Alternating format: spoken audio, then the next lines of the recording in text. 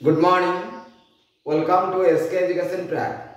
Plus 2 second year economics difficult हुए बोली अनेक पिला माने प्रश्न करूछंती किंतु से माने जानि पारि नाहंती जे प्रथम वर्षर मौलिकता विषय मु केते सचेतन अछि। आम समय प्लस टू सेकेंड इयर एवं फर्स्ट इयर उभय को नहीं परीक्षा होतिला।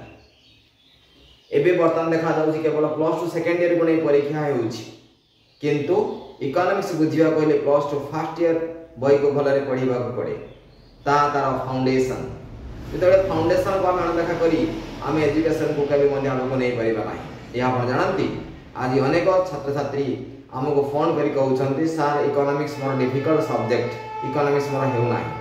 ए डायलॉग संपूर्ण भाव रे बोल प्रोसेस बोल प्रक्रिया कारण इकोनॉमिक्स निश्चित भाव रे आपनकर भलो हेबो कारण या एक सामाजिक विज्ञान या आर्ट साइंस कॉमर्स वोकेशनल सब स्ट्रीम रो स्टूडेंट मान नहीं परिबे कारण या एक बड़ विभाग सोशियोलॉजी विभाग सामाजिक विज्ञान रो बड़ अध्याय बा बड़ परिसर भाव रे इकोनॉमिक्स को अर्थनीति को हम को नहीं थाउ। या आपण माने जानंती विदाउट इकोनॉमिक्स रे किछि भी हम एक्सपेक्ट करि परिबा नाही। आज हम छोटो एग्जांपल माध्यम रे आपनकर इकोनॉमिक्स केमिति हेई परिबो ताको ने आलोचना करिबा केउ केउ दिग को ने आपण पढापढी करिवे किपरि भाबे जो प्रिपरेशन करिवे से विषय आलोचना करिबा। फर्स्ट क्वेश्चन होची economics care by S K education track. हमें देखिबा गोटे प्रश्न ये होची क्वेश्चन वर्तमान एकक स्थितिस्थापक चाहिदा कहिले कोन बा कोन ए प्रश्न आपण माननकु परीक्षा आसीना जेते बेले आपण प्रश्न देखिबा क्षणी प्रश्नटी केउ यूनिट केउ चैप्टर रु आसीची जदि जानि पारि नाहंती ताले निश्चित भाव रे ए प्रश्न आपण देखो देखो मुंड बतर कारण है।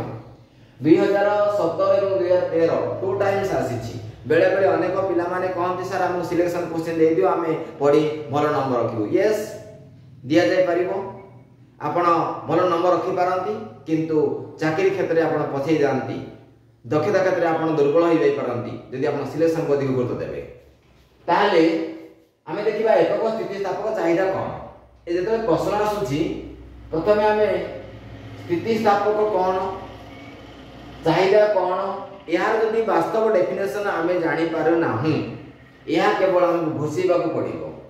किछि स्टूडेंट माने भलो मेमोरी अछि जहा को घोषि देई से माने एथिरे 2 मार्क मध्ये परीक्षा रे पाई थांती किंतु परवर्ती समय रे ए पाठ ताको जीवन रे केते काम रे आसुची ताको नेको चैलेंज सृष्टि होछि।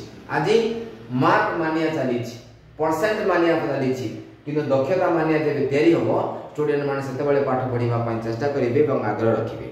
जे दिन पर्यंत मार्क मानिया को हमें गुरुत्व देइछु हे दिन पर्यंत स्टूडेंट माने पाठ पढिबा पय आंतरिक तयारी करि परिबे ना।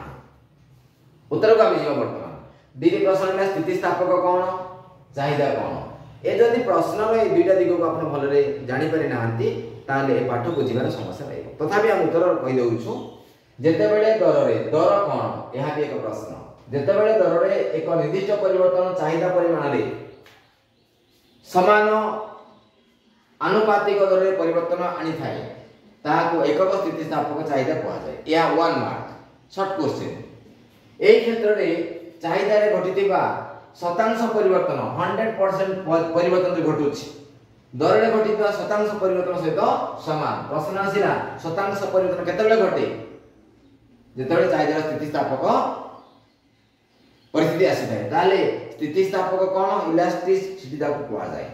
तेणु स्थितिस्थापक विषय आपण मानकर नॉलेज कम रहिछि चाहिदार डेफिनेशन आपण भूली जाइछंती या आपण घोषिबा को पड़िबो। तेणु उत्तर को घोषि दे नंबर आनिबा एक बड़ बहादुरी किंतु एही प्रश्न को नहीं चाहिदा को नहीं हम जीवन जीविका केते स्ट्रांग रहबो ता एक गुरुत्वपूर्ण विषय। तेणु एही छोट प्रश्न माध्यम रे आमे आपण कुछ मोटिवेशन करिछु।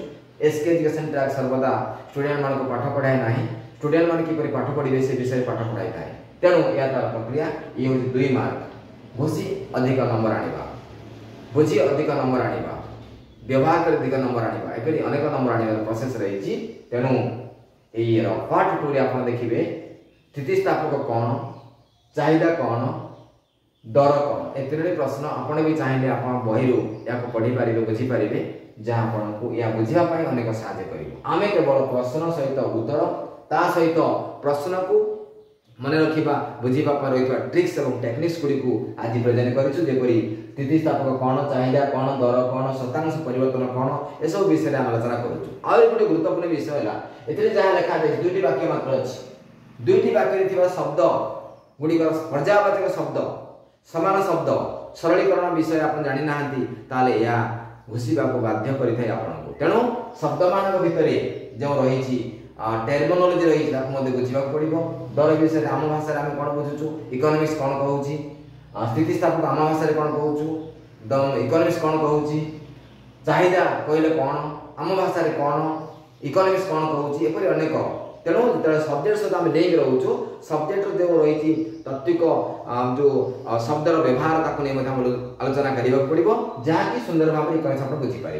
तेणु इकोनॉमिक्स डिफिकल्ट सब्जेक्ट नुह यह आम आपको ग्यारेंटी कराऊँ एपरी अनेक वीडियो आम आस्ते आस्ते आपको देवु यही वीडियो आम आपको ग्यारेंटी कराइलु प्रश्न सहित उत्तर करने पूर्वर उत्तर करने पूर्व जो दिग रही विषय आलोचना करूँ एवं शब्द विषय आलोचना कराइलु यही आधार में आगे बढ़ू आगे जातु और भल नंबर रखु ये आशा आज ये क्लास किपर लगी मतामत देवे इकोनॉमिक्स डिफिकल्ट सब्जेक्ट नुह यही ग्यारेंटी आम आपको दूँ। Thanks for from by S K education track.